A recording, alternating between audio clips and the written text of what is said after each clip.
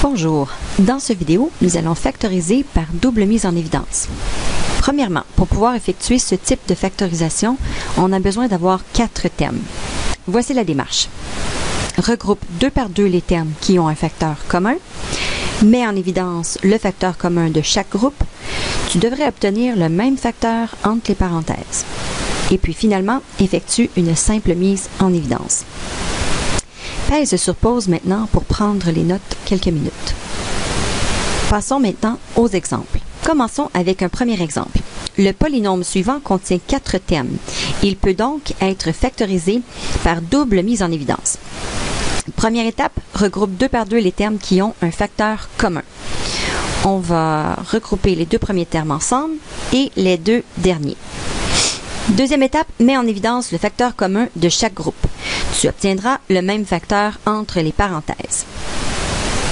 Pour le premier groupe, 6AB plus 3B, ces 2 termes peuvent être divisés par 3B. 3B est le PGCD de ces 2 termes. Ensuite, on divise chacun de ces termes par 3B. 6AB divisé par 3B donne 2A. 3B divisé par 3B donne 1. On fait la même chose avec le deuxième groupe. 4A plus 2 peuvent tous les deux être divisés par 2. Ensuite, on effectue une division. 4A divisé par 2 donne 2A et 2 divisé par 2 donne 1. Nous avons bien obtenu exactement la même chose dans les parenthèses, ce qui veut dire que notre factorisation est bien commencée. Et la dernière étape effectue une simple mise en évidence. Ce qui est en jaune, eh bien, c'est le facteur commun. C'est ce que nous allons mettre en évidence. 2A plus 1. Et l'autre facteur, eh bien, c'est ce qu'il reste devant les parenthèses, c'est-à-dire 3B plus 2. La factorisation est terminée puisque notre réponse finale est écrite sous la forme de multiplication de facteurs. Passons à un deuxième exemple. Pour ce deuxième exemple, nous allons regrouper le premier terme avec le troisième et le deuxième avec le quatrième. Commençons avec le premier groupe, 3AB moins 12A. Ces 2 termes peuvent être divisés par 3A.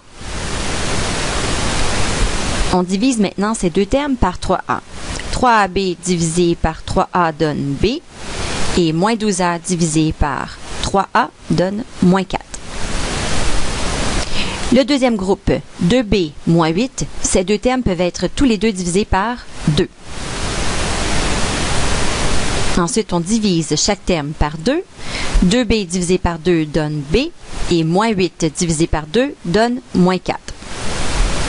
Encore une fois, nous avons obtenu exactement les mêmes facteurs, le même facteur dans les parenthèses. On peut poursuivre notre factorisation en faisant une autre simple mise en évidence. Le facteur commun est B-4. Et l'autre facteur est ce qu'il reste devant les parenthèses, 3A plus 2. Attention, souvent les élèves vont oublier d'écrire ce plus ici. Si vous ne l'écrivez pas, eh bien, ce sera comme si vous aviez fait une multiplication, ce qui ne veut pas dire tout à fait la même chose. Nous aurions pu aussi, pour cet exemple, regrouper les 2 premiers termes ensemble et les 2 derniers termes ensemble. Par exemple, pour le premier groupe, les 2 termes peuvent être divisés par B.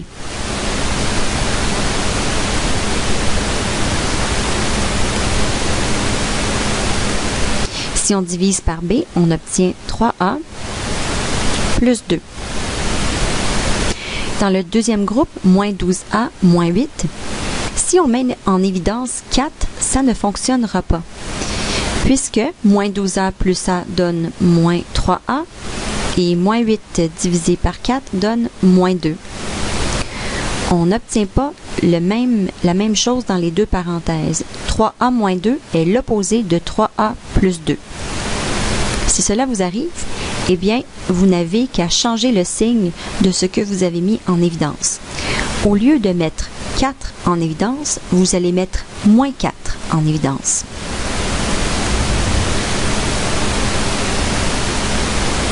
Moins 12 divisé par 4 donne 3A.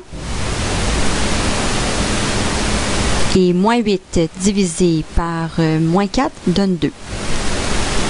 Cette fois-ci, on obtient exactement la même chose dans les deux parenthèses.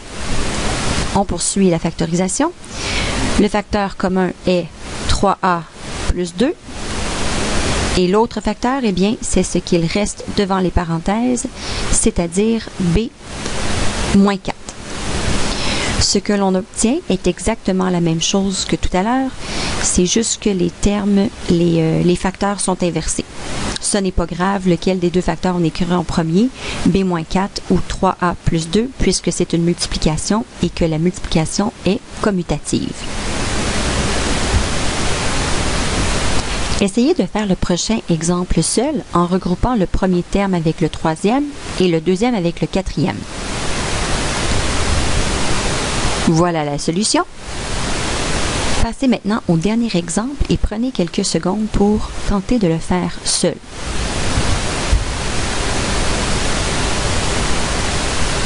Voilà la solution. Est-ce que la factorisation est terminée? Non, puisque le facteur 2p moins 8 peut encore être factorisé. Y avez-vous pensé? Si ce n'est pas le cas, prenez quelques secondes pour poursuivre cette factorisation. Maintenant, la factorisation est terminée puisque chacun des facteurs ne peut plus être factorisé. 2 fois p moins 4 donne exactement la même chose que 2p moins 8. Par habitude, on met le 2 en avant des parenthèses. On pourrait toujours le mettre entre les deux parenthèses, c'est juste que ça ferait un petit peu bizarre. Et voilà, c'est complété pour ce deuxième type de factorisation. Maintenant, à vous de pratiquer.